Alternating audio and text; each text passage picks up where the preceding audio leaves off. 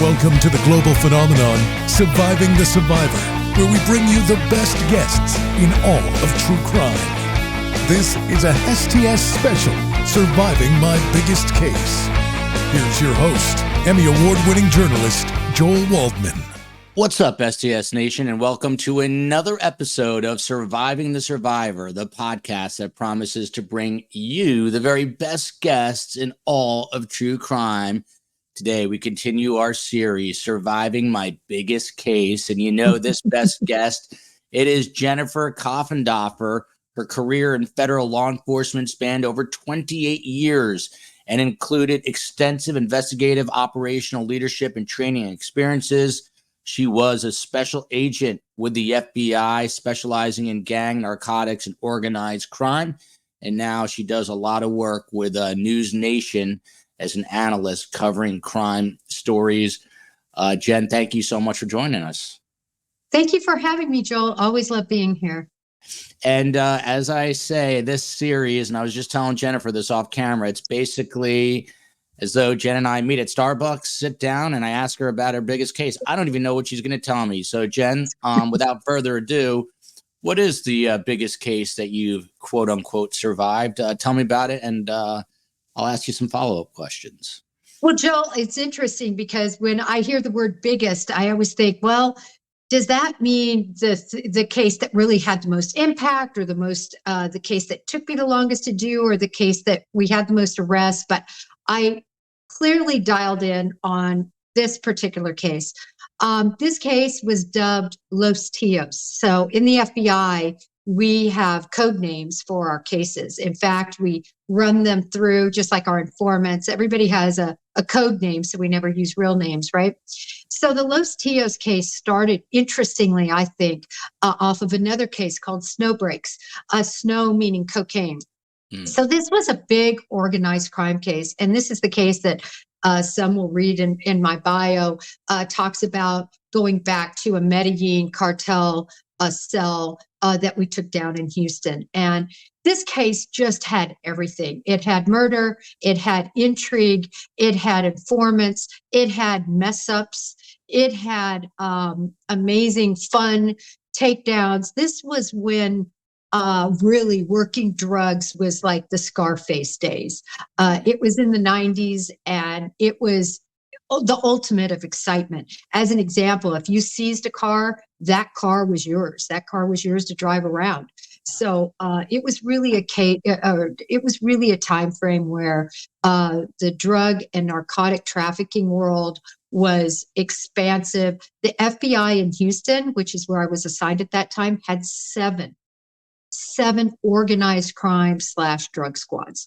That is big. After 9/11, I think there's only two left, right? And everybody started working counterterrorism and foreign counterintelligence matters. But that tells you the volume of the types of cases we were working. So this case, Los Tios, we call it that because there were two uncles. They were actually two brothers, but we called it Los Tios.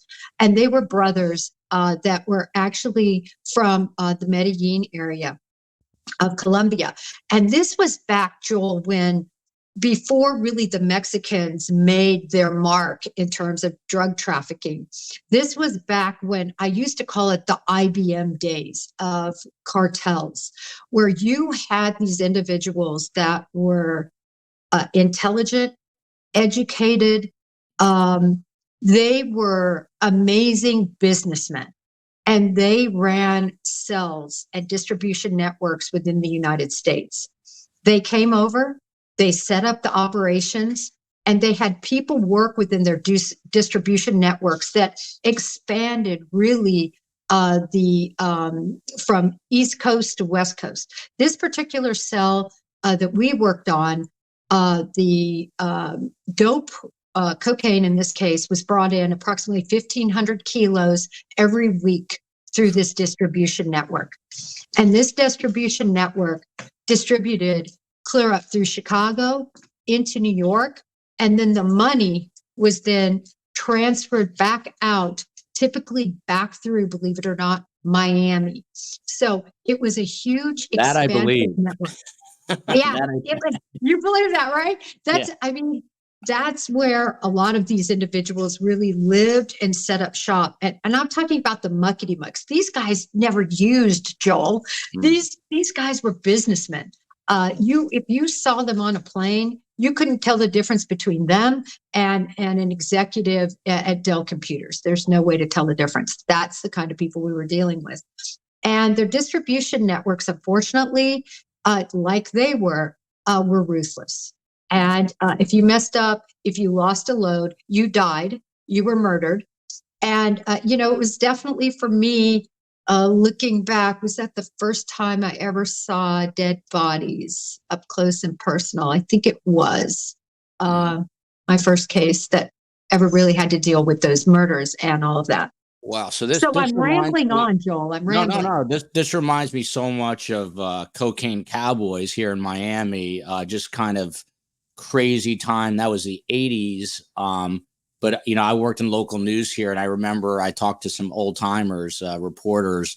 They wouldn't even go out. Now if there's a homicide, they cover it. But back then in the 80s, it had to be like a quadruple homicide. There were so many murders in Miami back then. If it wasn't like a quadruple homicide, they weren't covering it for the news because so many bodies were piling up because of the drugs. But it's interesting. And we had a guy on this show before. We were true crime all the time. And I'm glad you said that. His name is Luis Navia. And there's been books written about him. He worked for Pablo Escobar, and he's here in Miami. And when he came on the show, he looks like an accountant. Like he's just a well-dressed guy wearing a checkered polo shirt. He had got, done his time in federal prison, but he literally looked like an accountant. Never in a million years, if you were sitting next to him on a plane, would you think that this guy was running drugs for Pablo Escobar? But same thing. He never used. He told me he never, ever used, but they were ruthless. So this was obviously very early on in your career. It's Houston. And by the way, what was the street value on 1,500 kilos? I have no idea. Well, in the wholesale world, it depended, right? If you were selling it in Houston, it'd be 15 to 17 a kilo. But as you go further to the East Coast and in Chicago, those numbers were in the 20s and in the 30s. It was a huge markup. And remember, this is wholesale, pretty much pure coke from Colombia. So, cut down. I mean, it's worth tens of thousands of dollars when you consider the small amount that really of that kilo ended up being distributed and how much people would pay for that. And obviously, I don't know Spanish, but I do know Tio means uncle. So it's Los Tios, the uncles. So tell me, take me back, kind of illustrate it. You're in your FBI office. They come to you and they say, this is your assignment. What do you have to do?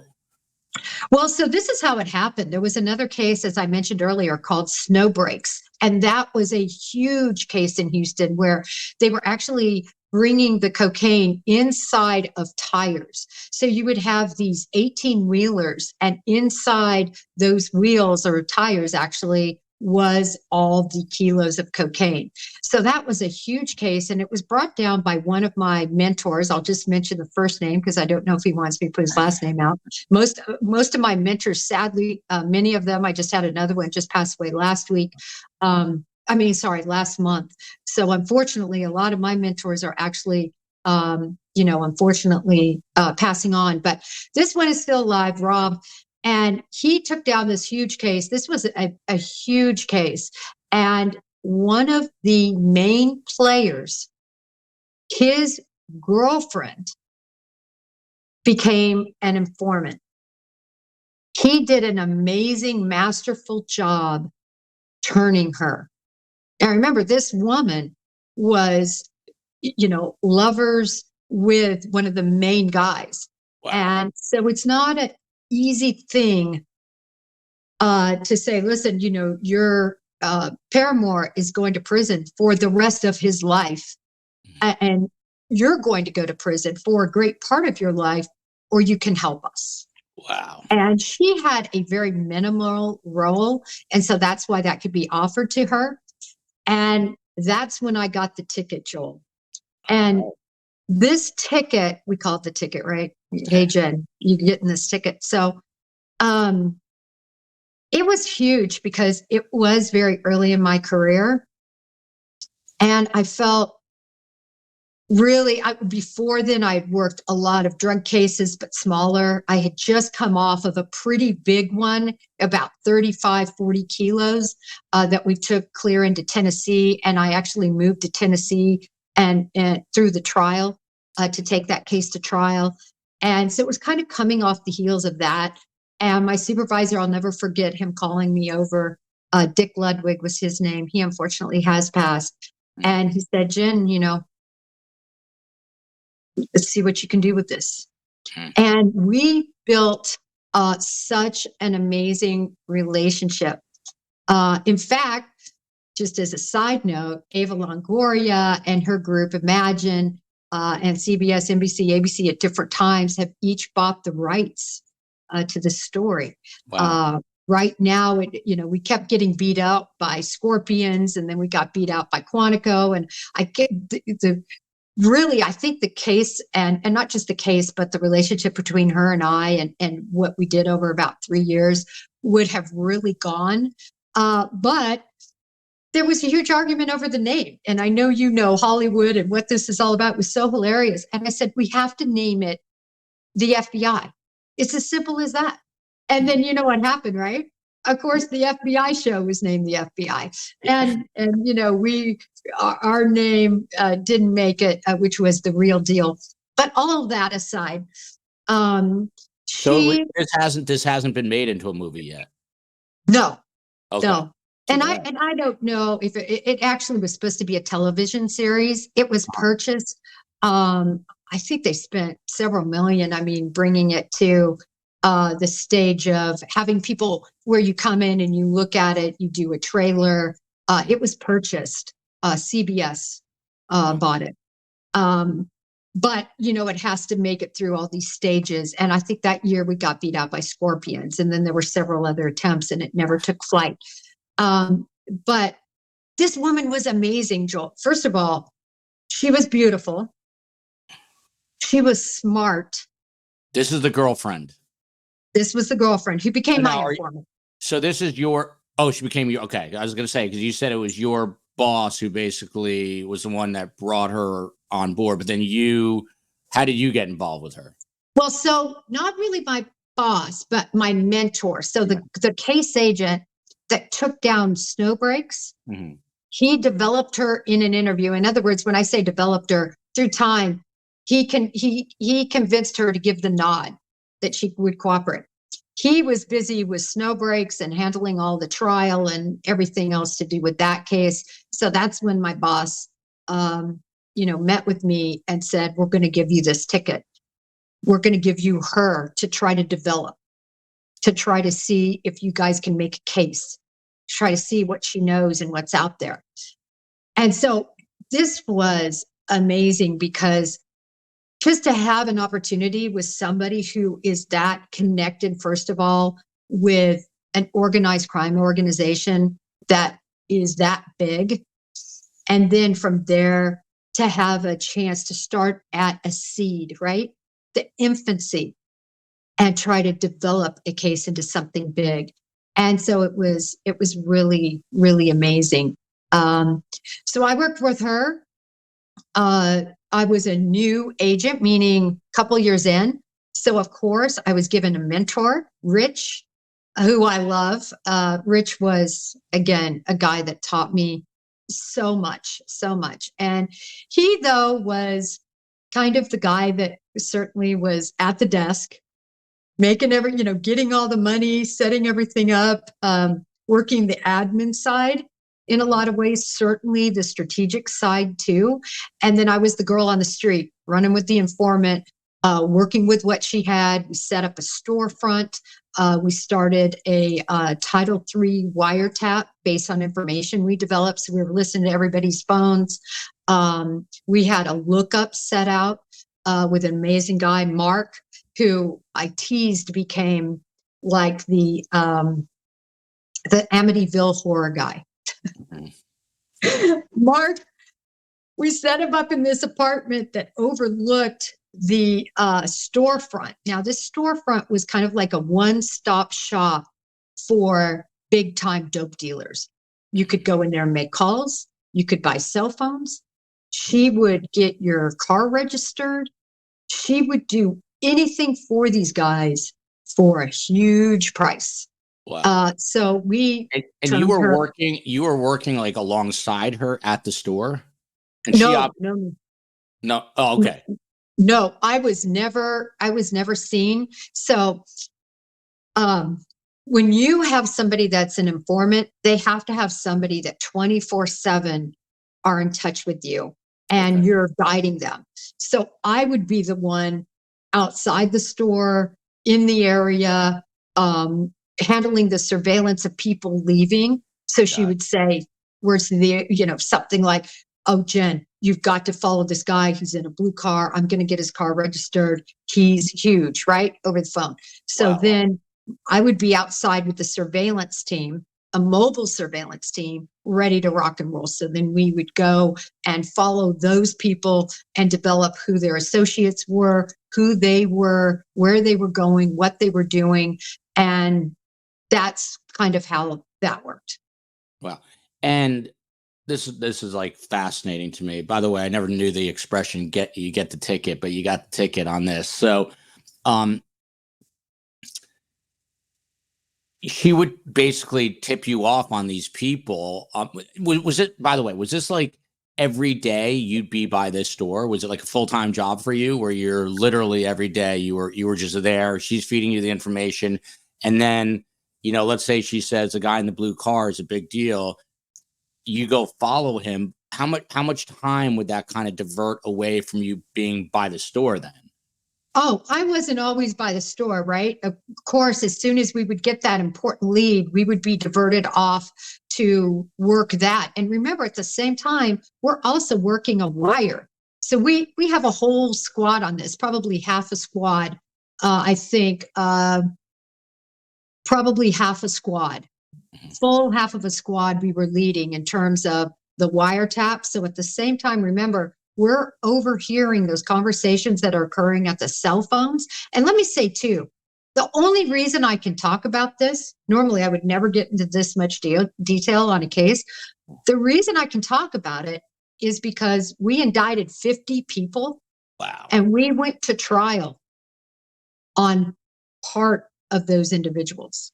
And because of that, she testified. Of course, I testified. And we had to disclose the wiretaps. Everything was disclosed.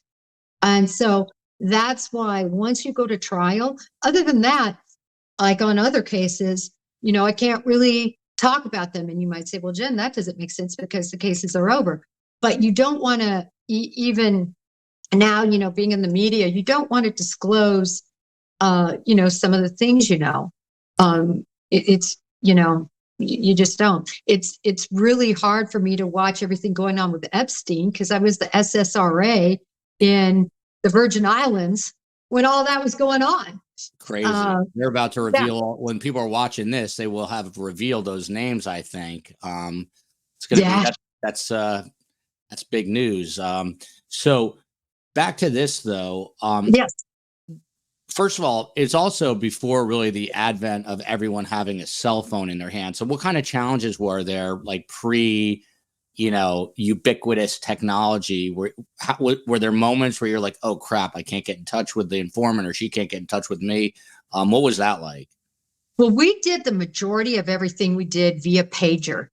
And this was, by this time, we could have pagers that not only could tell or could give a phone, right? But we could also text to a very limited degree, like emergency, call me, so on and so forth. And it was so hard, Joel. I mean, you would have to literally go and to payphones and call somebody. I mean, people can't probably even relate to that.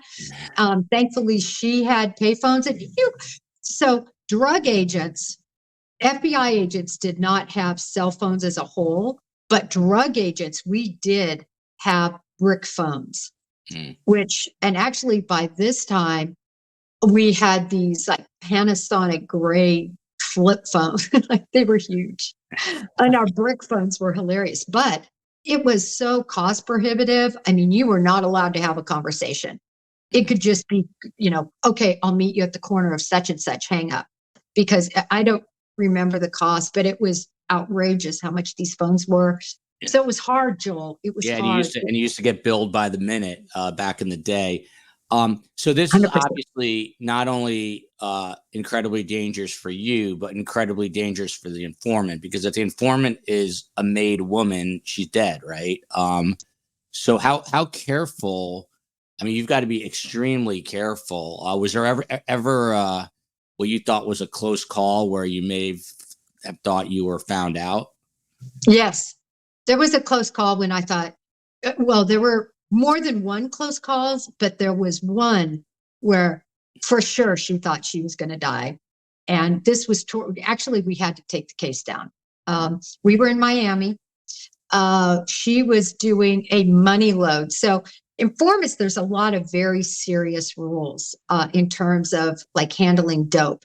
You can't handle, it's not like the movies, you can't handle 1,500 kilos of cocaine or any amount of cocaine as a dope dealer. You can get what we call authorized criminal activity. You can get special authorization for very specific situations, but you can handle, Joel. And so we were very good about manipulating this, is you can handle money. And so she became an amazing courier as well. And we were in Miami. We had just picked up, I say we, she did it. She went and picked up $1 million or $2 million, can't remember the amount right now, from a house in Long Island. And myself and my partner, Rich, were there. It was just the two of us. Obviously, you always let the other office know. So certainly New York office, we worked closely with them. Joey D was the contact there anyway. Got the money, brought it back to Miami. And again, once you get it to the Miami people, those are the big people, right? They're no longer in the distribution. These are the people that are getting the money back to Colombia. Yeah. So these are. How do you take $1 million or $2 million, I guess, in cash back to Miami? How do you do that? It's a lot. That's a big just a duffel bag. Really? Duffel bag. Oh yeah, I've been in there counting it. And those were dangerous times when the money would be in a closet, say, and she would let us know the money's in there. Well, we had to corroborate everything, right? So we would set up surveillance, and then I'd run in. Typically me, and I'll tell you why I did so much of the peripheral undercover, not the deep undercover in this case, but the peripheral is because no one suspected I was an FBI agent. Really, ever in my career. I mean, one time I badged somebody to go interview them. This was a president of a company, and the secretary looked at me and said, "Oh, this is great. You're a stripper, right? You're going here. This is a joke because we did the joke to his buddy." No, I'm really with the FBI. Of course, I was much younger than Joel, in my 20s. And so, anyway, the bottom line is, so you go in there and count it, and people might think, wow, $1 million must be huge. No, it fits in a little duffel bag, about like that. Wow. Okay. Fascinating. And you get on a plane with that? Well, she got on a plane with it. But actually, in this case, let me make sure I recall right. We obviously were on planes to get there. She picks up the money, and then it's driven to Miami. Okay. Driven to Miami. Okay, that makes, I guess, a little more sense. So, and is this the time that she almost gets caught? Is this? Yeah. Yeah. How it turned south was, and this was a huge lesson that I always say in law enforcement, and I know people are so critical of law enforcement, but you have so many decisions that are being made, and they're being made very quickly. And there's a lot of factors going in. I'm not trying to make up excuses. I'm trying to make explanations for how, you can make mistakes. And in this case, we were at a beautiful Marriott, I think in Coral Gables. It was beautiful. And we were down there, and she was there. We had another informant that we had introduced so we could even have more couriers. So now we had 2 informants. we had the bad guys, right? The distribution people. And then we had the people they were going to meet with. So there's a lot going on. And we're working with Miami, FBI Miami, and trying to keep everybody under some sort of surveillance without being detected. And what happened is one of the agents made contact with a valet at that hotel. Mm-hmm. And I'll tell you why they did it. And this is one of these things that it's so difficult. So you have to make a decision, right? There's no way to follow somebody and there's no way to see something unless you're parked in certain spots. Mm-hmm. And so you have to make that decision, well, if I'm going to park here, and this decision was made by an agent. And the only problem I had with this decision is I was the case agent. He needed to let me know, and he did it. He made the decision to let the valet know he was with law enforcement and he needed to stay parked there. Now, there's hundreds of people in this hotel. I would say thousands in and around it, right? Going to the pool, dropping off people, blah, blah, blah. So, he didn't say who he was watching, anything like that. He just said, he badged them and said, well, that information, and this was a lesson we all learned the hard way. And I learned after that, you can never, ever trust anyone. That valet, and I don't know if there was an arrangement made with one of the other bad guys. I know the informant didn't know anything about it. Called up and said, where's the fact, the FBI is out here, or law enforcement. And I wonder if that valet called a lot of people, right? There were probably all sorts of drug deals going on. Wow. But it was so horrible. They immediately, because they had done this route and done this so often, and the new person coming into it was the other informant. That was the person that was not in the equation. And they immediately blamed that other informant. And then my informant introduced that informant. And she got a hold of me. I was in a room very close. And she said, and please forgive me, and everybody who knows me or hears me ever talk, I never cussed, but she said, they're fucking going to kill me. Mm-hmm. And I said, all right, we're getting you out. And so, we devised an excuse and we got him out. And really nothing was ever trusted like it was before. And she was terrified of being murdered. And so we really then, after that, worked toward taking it down and just really worked off the wire for the short period after that. Wow. What kind of responsibility and weight do you feel on your shoulders? Obviously this is a person's life, right? So if something happens and it's on your watch, you obviously do not want that happening, right? Oh, yeah, no. And it's happened, FBI informants have died. Bad things have happened, and there's a lot of responsibility. And the FBI world, at least the world I worked in on DS2, which was my squad, and with my supervisor, which was Dick Ludwig, this was not, things have changed a lot in the Bureau, but back in these days, this was paramilitary. Mm-hmm. If you were told to go stand on your head, you stood on your head. Mm-hmm. If you messed up, you had consequences. And I'll tell you about a funny time I was punished. I'll tell you real quick, because it's not really about a case, but it was about this wire. And remember, this wire went on for, I want to say, a year and a half. Mm-hmm. So my life for my first really 6 years in the Bureau, I was an absolute Betty Bureau. I was married to the FBI. I didn't date My whole world was the FBI. I wasn't married, no kids. And I was actually going, I got my vacation of 2 days, right? You can leave Friday and then you can have Saturday and Sunday, but I was supposed to be back Sunday night. And I actually was meeting who ended up being my husband in Colorado to ski.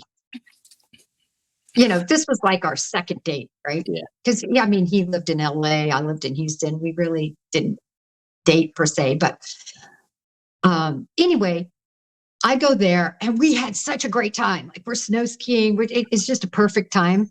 And I called my boss, Ludwig. I said, Dick, or Mr. Ludwig, I never called him Dick, sorry. I never called him Dick when he was there. No, just kidding. Mr. Ludwig, can I stay one more day? I promise I'll come back. I had worked tirelessly. All of us had. So I wasn't special. And he said, Jennifer, I'm going to let you make that decision. You let me know what you decide. Whoa. Guilt trip. I made a terrible decision, Joel. You stayed. I stayed one more day. I got back to the office Tuesday. Jennifer! Boy. I wasn't Coffindaffer back then. I came into the office. I'm not going to say all the expletives. There were a lot of expletives. I think a stapler blew past me. And he said, you've totally let your team down, had to get other people to cover your shifts, had to get other people to manage the surveillance, had to get other people to do what you do. So guess what? That beautiful car you seized a few months ago, that new car you're driving around, that's going to somebody else. I want you to go up on the 5th or 6th floor, however tall it was, of the parking garage. And I want you to find that Jeep Cherokee that's 12 years old, that's been retired. Oh, boy. I want you to get up into that Jeep. And it didn't even have a cushion that was intact. It was springs. And he goes, and every time your ass hits those springs, I want you to remember how you let your team down. Oh, boy. Okay. Now, this was just being late or staying an extra day. All right. So if I would have gotten my informant murdered. Oh my God. But this guy ended up being your husband. So maybe it was a good call. So it was a good call. Yeah. So I love those stories, by the way, because you learn a lot in life when you're working. So obviously, I would assume that the goal of Los Tios was to get to the brothers, right? Was that the ultimate goal? And how do you get to the big fish? Well, how we got to the big fish was, first of all, there was a lot of surveillance. And it really came down to getting the money back to them, right? Because even though there were so many layers between them and the money and the distribution, and it was just this gigantic spider web of people getting this to the street people, right? Selling 2-3 kilos, which really isn't the street, but that's about how low we went. Other than that, if you weren't a 2 or 3, 4 kilo dealer, we did not do anything with you. So you got to work it back. And I was so really blessed, Joel, after this case. I got a call and got the opportunity, and this was really a highlight of my career at the time. This was, again, at the end of the case, Janet Reno, who was the Attorney General at the time, contacted me and said, listen, Jen, I want to talk to a street agent. Like, I hear all day long what the muckety mucks are saying, how we can combat crime. I just want a street agent's point of view. And so flew up to Washington, D.C., met with her. It was such an honor. How'd she choose you? Do you know? Did you ever ask her why you of all the agents? I think a lot of it was this case. This was one of the cases that, I got a lot of honors from the U.S. Attorney's Office, from the FBI, accolades and things like that. And it's not, I don't know how rare it is, because to be honest, as an agent, the cases I worked with my squad right? So I wasn't really necessarily paying attention to what other, except for in Houston, I knew what cases. Like they took down Juan Garcia Abrego, DS1 squad. That was a serious case. But it's slightly rare, I think, to take down an organization clear back to Colombia at that time. And so I think that was part of it. Another part of it was I was on her protection detail because I was on SWAT, and I was on her protection detail when she came to Houston. And so, we had some conversations there. She was such an engaging person. Yeah. In other words, what are you working with, and then of course, So did some research what on was that the like? You get flown up to DC and what do? You knock on her door? No, she has she had a person, very nice gentleman who, came down and met me, took me up to her offices. Of course, I worked in DC and worked downtown at headquarters. So later in my career, but yeah, no, he came down and got me. And I had communicated with him several times prior to meeting with her, just to run by him what I was going to say, what my thoughts were, which was really good to sort of vet all of that. And then for him to ask questions of me and for me to think outside of, even what I was going to present. It was an honor, Joel. I don't know how to say it other than that. It was her and I. It was in her big, huge office. She's such a smart lady. No matter your politics, no matter whether you liked her, she took a lot of heat over Waco and other things, but yeah, she was genuine and she was real and she really wanted to make an impact. And I talked to her. So the bottom line is how we got this case, which is back to your question. Yeah, you follow the money. The dope goes where the dope goes. But if you want to get at the head of the snake, you follow the money. And so that's what we did in this case. And that's what I talked to her about, really twofold, the importance of tightening the winch and making the guidelines super high related to the street dealers, the guys that are selling $5, $10 rocks on the corner. You give them a lot. You know why? And we did. I mean, we had a case where people got life. Now, that ended up being reversed, some of those sentences later on when they started saying, oh my God, we're bulging at the seams and these guys were just selling rocks on the street. But the point was, when you get people it's too much of a risk to sell rocks because I could go to jail for the rest of my life when 50 grams is going to get me a life sentence potentially. You had people starting to sort of move away from crack, which was ruining our communities, ruining our kids, right? Yeah. I don't think people realize in the 90s, crack was it was hooray. It was kind of like the fentanyl is today, like that's killing people. 100%. That's what I equate it to. Yeah. That's why they got to come down on the fentanyl. They got to come down on the street people. Because once you tighten that and then you follow the money and get the people on the money. And I mean, that's just my thoughts of what worked when I was an agent. But so how do you follow the money? Like, it's got to be tricky. I mean, because again, like your sights are on the two brothers. So how do you do that? How does the story sort of end up? So how the story ended up, how we got the brothers. And this was fun. We ended up, again in Miami. We had multiple trips to Miami. On this particular trip, the money, you're going to laugh about this, but the money, at how it really works. The money was put in a car, in a trunk. So we're already several removed from my informant, by now on this particular piece. So the money, went to somebody who went to somebody who went to somebody. We're following all of this. And finally, this redheaded, actually, he was a redheaded Colombian.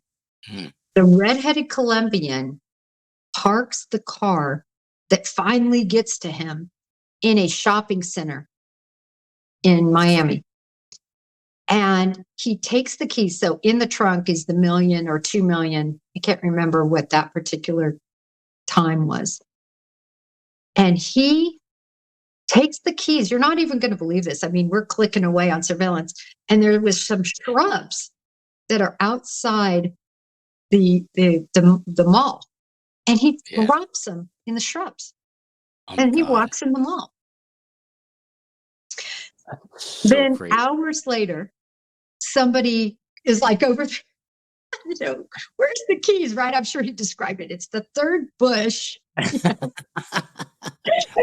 you guys like, you're obviously the people, are you doing surveillance at this point, or you have just a team that does that? Are you actually I'm on surveillance with the team? I mean, whenever my informant went somewhere, and so right now she's now safe and sound in another faraway hotel, still in Miami, and I'm diverted. When they drop in the bushes, are you like, holy crap, I hope some like homeless guy doesn't find it and walk away, and because he's going to be a dead man, right? Like, that's got to be freaky, right? Yeah. Well, of course, then he wouldn't even know what car to use it on. Right.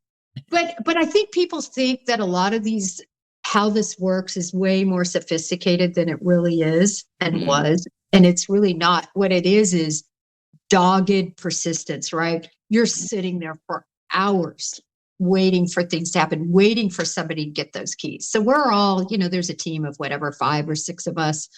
Because you have to have multiple vehicles, right? Because once this does go, you've got to be able to leapfrog. You've got to be able to keep this person under surveillance and not be. How far are you? So how far are you from like where this guy parks in the shopping center? How far are you? Well, the good thing about shopping centers is that you don't really stick out, right? There's all sorts of people there. Nobody's really paying attention. But there is a problem with counter surveillance because there's no way they're leaving that millions of dollars there and not having counter surveillance. Got it. Right. That's a big problem because they've got it under surveillance too. I mean, that guy might have gone in the mall, but you can guarantee he's lurking around. He's got people. There's people in cars. So it's tricky. It's tricky. We're close. We have an eye at all times. At least one agent has an eye on those keys and an eye on the car. And we're using, air support. This is before drones. We have trackers, but we're not using a tracker because everything's way too fast moving, right? You have to get a warrant, and you have to get a tracker. You have to get emergency authorization. There's no real emergency. We're right there. Anyway, bottom line is this sack of money. And this money wasn't in a duffel bag on this occasion. This was in a white, like huge shopping bags, like double, like you would get it Bilks or something. Yeah, you got to definitely double bag that. Yeah. It's double bag. And anyway, guy comes now, he gets the keys, gets in the car, drives. We're following. He goes to a house in Miami.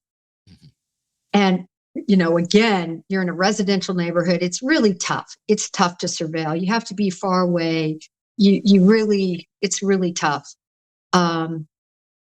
But we don't get too up close and personal. Anyway, the bottom line is we end up, the TOs end up touching those bags. And this is how we know. Then later, now, of course, we got our eyes on everything, right? Yeah. Forever. Finally, those bags then get picked up again.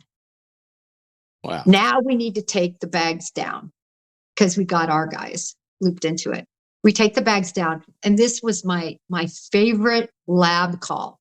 And when you're working these cases, at least for me, I mean, I was on a first name basis with the lab people, right? Because you're always constantly waiting on everything from, what's the percentage of, especially when working crack, percentages mattered. What's the percentage of coke? Are there fingerprints? What do we have on these bags? And there was not of both of them, but of one of them, Walt Tio, I'll call him. His fingerprint was on the bag. Wow. His fingerprint was on the bag. And so now we know, and we had a better case against Oscar was the other. We had a better case against Oscar because the informant was able to overhear and see conversations. And then we could, and report on them. And then we had wires going. So Oscar, we had the goods with.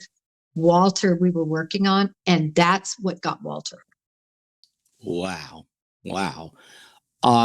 So you get the actual, the DNA, the fingerprints that you need. Now, the house that this guy drove up to drop the bags, that's not the Tios' house. Is it? It's not their house, is it? It was someone else's house, right?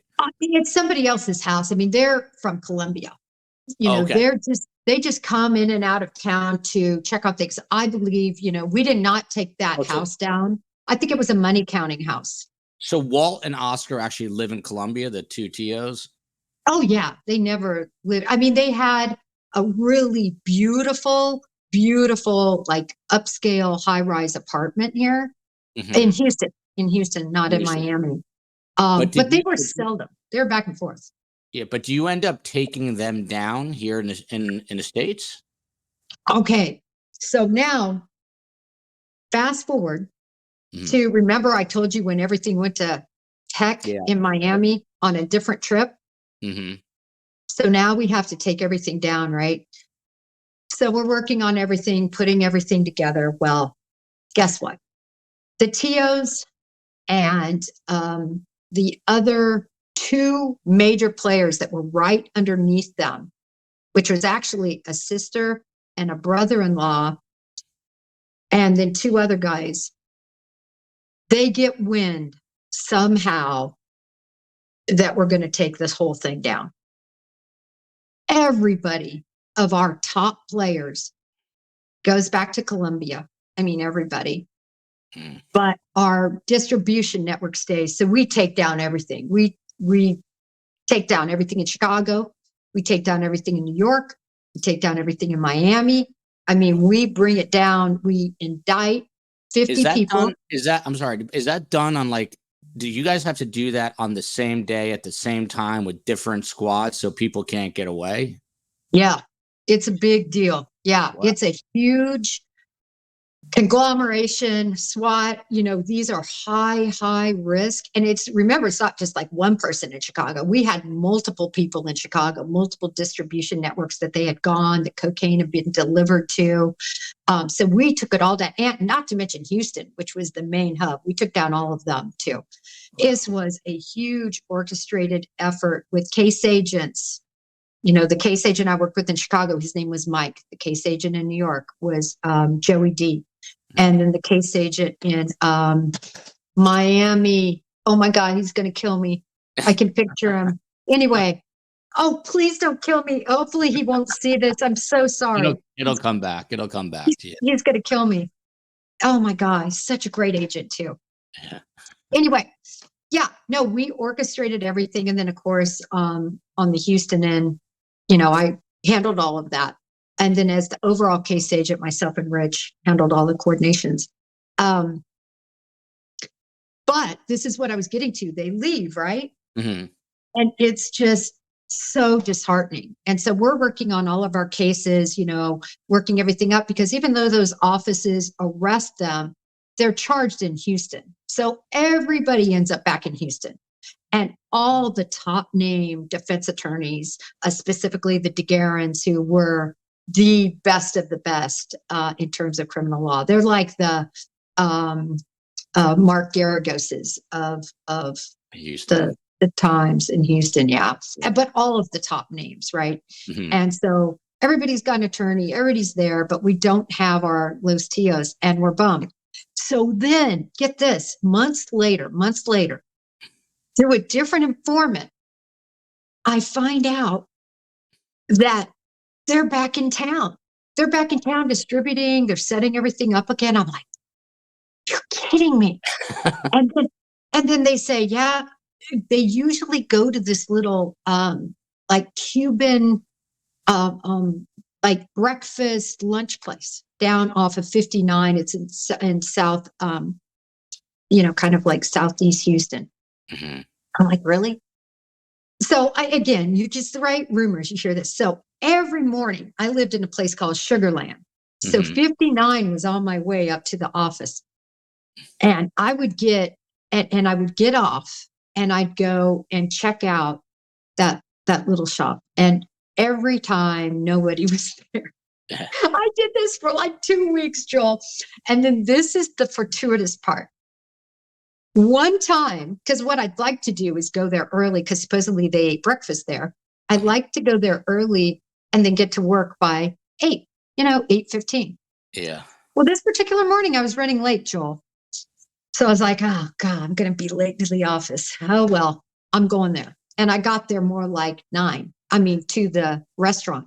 Yeah. They're there, Joel. They're there. Aren't you sticking out like a sore thumb in this place, though? No, don't look at me. I'm Puerto Rican. Oh, I didn't know that. Do you Hablo speak español. No, You do? no. Oh, I didn't know that. Yes. Oh. Oh, no. I'm very, very Puerto Rican. I just don't wear all my family's in Puerto Rico. It's hilarious. No I would never know. You never know. No one knows. I'm still undercover. Yeah, so you're speaking Espanol. Okay, I didn't know that. All right. So you're in there. But actually, I don't even go in, right? I pull up and I look in and they're there. I see through the window. I'm like, I can't believe this. I can't believe this. So I get on the radio and I'm like, all DS2 units in the area, DS2, DS1, DS3, this is DS5. I'm here. This is the address. I'm at whatever it was, Hillcrest and whatever. And I said, I have Los Tios. I'm looking at them. Wow. And I'm calling everybody, please come help. And everybody's like, oh my God, I'm so far away. Okay, we're on the way. So everybody's coming, right? Yeah. Guess what? They take off. They decide to get up. They're done with breakfast. Oh God. And then one of them actually comes out and looks at me because I'm sitting in the car and I'm sitting in kind of a cop-like car. Yeah. And I get out and I literally start stretching. Yeah. I literally, I'm stretching, I don't know what to do, but I don't. And then they see me and they're like, oh, that's not a cop. Yeah. They go back in. They're all loading up. And one guy gets there in time. And his name's Kevin. He's still alive too. Kevin and I are there. And I go, dude, we got to take this right now. We got in a lot of trouble for this, by the way. Holy shit. And so this would never happen now. But back in the running again. This is you and Kevin and Los Tios. And Los Tios are right there. Oh my God. And we should have never. We got in trouble, actually. We did get in a lot of trouble. And I'm not saying this was the right thing to do. I was in my 20s. I was young. Yeah. And I was so excited and put so much into this case. We go in guns and not blazing. We go in guns in hand. And we're like, FBI. He goes this way, I go this way. Get down. Oh my God. Everybody did get down. Two of them did run out the back door, but we got them. We got there within a day. We ended up getting them. And we arrested that restaurant. Wow. What did the two brothers do? It's Oscar and Walt. What did they do? They got down? Remember, Oscar and Walt are probably close to 50. Uh-huh. Not that that's old, Joel. Not at all. At that time. Now they're probably 80, but. Yeah. And they get down. Wow. They get down. We got guns. Yeah. And they don't know what we're going to do. They probably thought these two people are insane for doing this. I can't believe I'm admitting this, but it's not like people don't know. And people will watch this that are in law enforcement and go, what? That was just terrible. It was rogue. My nickname was Rogue in the Bureau. They even got me a shirt that was ingrained Rogue. I'm not proud of that. I'm just being honest with what happened. But do you go and cuff them first? What do you do? Oh yeah. No. Yes. But we just held guns down on them. And then finally, after what seemed like an eternity, which was probably more like 4 or 5 minutes, finally reinforcements came and we got everybody arrested, but Josue, he escaped, and one other person escaped. But like I said, we got him within a day, because once we knew they were in town, then we knew, through informants and everything, we made it happen. And I got in trouble for that. I'm not going to say I didn't. That's kind of like good trouble, though. Secretly, the bosses were probably happy, right? Secretly. Yeah, I think secretly. I think the U.S. Attorney's Office and the bosses were happy. And everything worked out. Nobody got hurt. Again, these big guys, they didn't even have guns on them. Yeah, that's crazy. Now, the two that left might have, but these guys didn't have guns. These are businessmen, and we took them down, and it was good. Wow, that is crazy. So you get the two of them on this whim. I assume that they eventually get indicted, and are they in prison? Not anymore. These guys always get out. That's another good thing I learned in my career. We were ready for trial. It wasn't 50 people in this particular section, right? Because we had the Miami, the New York, all these different factions. But this was about 15 that we were going to trial with this particular trial date. And Rich and I worked our butts off getting that case ready with all the Title III information, all the surveillance. I can't even tell you how much work it was. And we all sat in there. And right before opening statements, they all 15 fled. Really? Now, there's nothing that can make anybody more angry as an agent. The prosecution team was happy, I think. Not Rich and I. We're like, we're ready. We've worked our butts off, and we want that. This was a life sentence. Yeah. You know, there was so much cocaine. This was a life sentence. And instead, they got in the neighborhood of about 15 years. Wow, and I was not happy. Rich and I were. Is that scary for you that these guys could be out in 15 years? Do you feel like they're going to come and like exact revenge, or you guys are just kind of the FBI that'll leave you alone? You know, I think as an agent, I had 6 different threats, against me. Many of them were right in court, like people screaming at me, "I'm going to kill you," going crazy. But the one thing that happens, and the Bureau is great at making sure, you're protected and giving what you need during these times and doing full investigations of the people making the threat. And could they? I do kind of worry. Back then I had a different last name, so I don't think they could look me out. Now that I'm in media, would they even recognize me all these years later? I look a lot different, Joel. I'm not gonna lie. I look a lot different. Would they recognize me? I don't know. But when you take people's money and people's power away, and they're sitting there rotting in jail for 15 years, they probably got out and they're sick. I remember thinking they're going to be about 62, 63 when they get out. Yeah. I always think about it, but I have major security at my house. Like, it's crazy. I got cameras, I got motion sensors, because I guess I am a little paranoid. Yeah. So whatever happened to the informant, the female, the good-looking girlfriend? Where'd she end up? Yeah. So after we took everything down, and then when she had to testify on the portion of the case against one of the Miami distributors, and this guy was scary. He had gone to prison already for murder. He was from Cuba. He was a bad guy. And that was the guy that fought. And so here we were both on the stand. Now he got more like 25 years. But still, that's back probably, we took that case to court in probably 95. But anyway, we had to put her in hiding. And I really wanted her to go through the U.S. Marshal Service, because they're the best at putting you in hiding. Mm-hmm. But there's problems. This is witness protection. Yeah. Yeah. They run that program. And it's, like I said, that's the Ritz-Carlton of witness protection programs, but it comes with a heavy price. You're not allowed to talk with anybody ever again. Wow. So you're done. Like, tell your mom, tell your dad. I mean, if you do it right. Really? That's so crazy. Whew. So she wasn't willing to do that, and I couldn't blame her. So we did kind of a modified version. I went to court with her and stood with her. We got her name changed. Mm-hmm. We relocated her from Houston to another city. We did everything we possibly could to make sure she was never found. And nobody ever found her. Wow. But they did find Walt and Oscar. This is so crazy. What an amazing story. Yeah, Glad you- sorry. I droned on about it. So feel free to cut out whatever you need to. No way.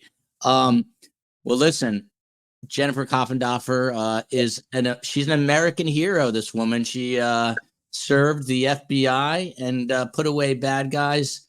28 years in the FBI, and you heard she was also a member of SWAT. Jennifer Coffindaffer, thank you for joining us on Surviving My Biggest Case. Love this story. Until next time. Until next time. Bye.